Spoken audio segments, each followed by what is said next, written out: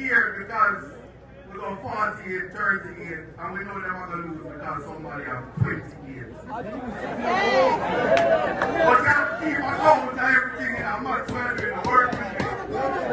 If you have 28 bank accounts, you're going to lose.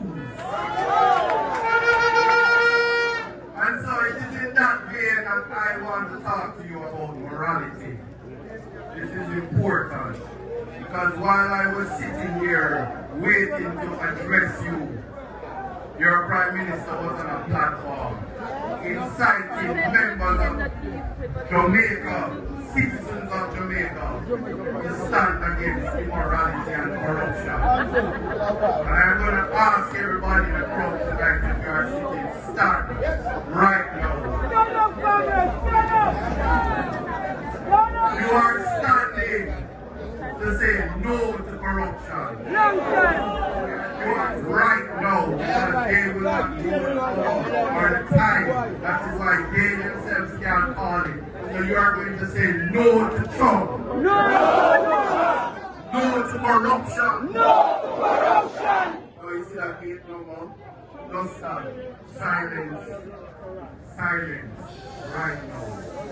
And this is what the protest shall look like. I want you to put your fist in the air right now. God help you. God help you.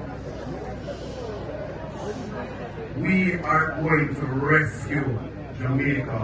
Chung will not be appointed to the FID. He will not take that office. And he will not be allowed to cover up corruption.